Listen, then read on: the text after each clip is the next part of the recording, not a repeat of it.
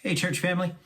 Wanted to share something with you today. Our youth group, over the past couple of weeks, we've been talking about goals, setting big goals, small goals, and really talking about the big God-sized goals that sometimes we have in our lives.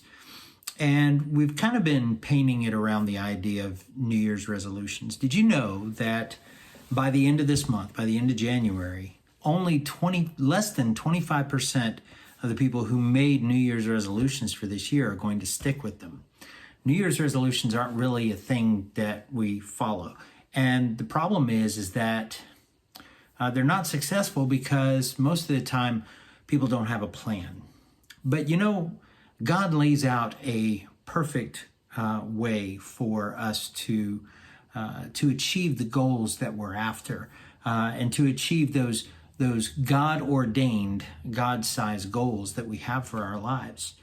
And he lays it out in the book of Nehemiah. And we've been studying with our group, and I encourage everyone to read the book of Nehemiah. But Nehemiah's pathway was prayer, planning, and preparing. He prayed for what God had given him a passion to do. He planned it, a plan of execution, and then he prepared. He got everything together.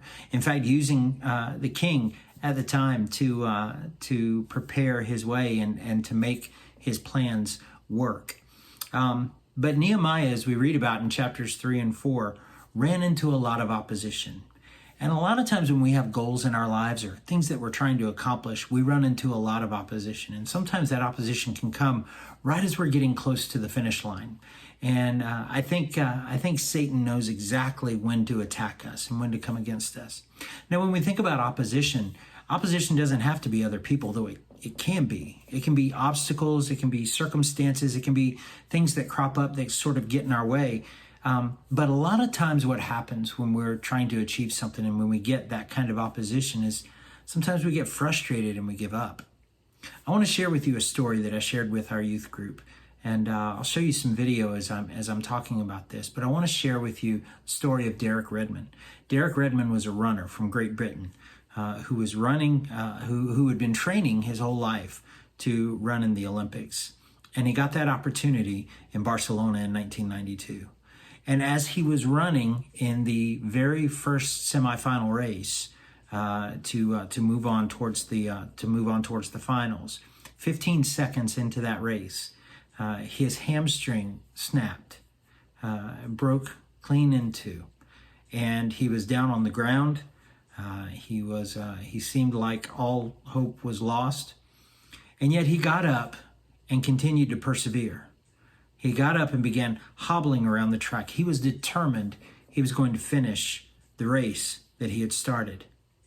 And then lo and behold, as he was running around the track, hobbling really around the track, this man comes up beside him and starts helping him towards the finish line. Now, nobody in the broadcast or nobody in the stadium knew who this man was.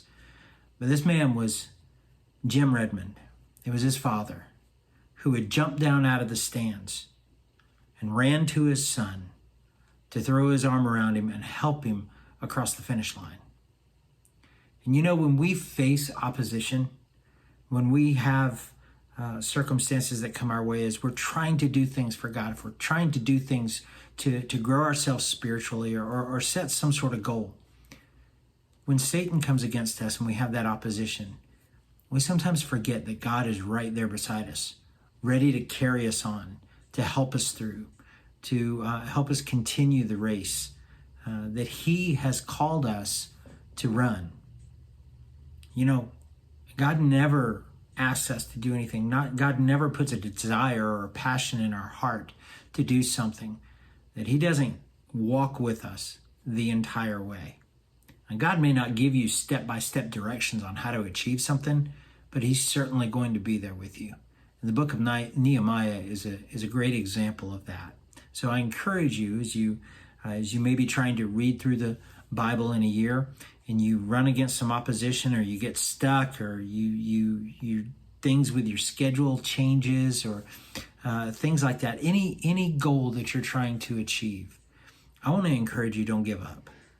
Lean on God, pray, and let him help you finish the race that you've started. God bless you, church family. We'll see you soon.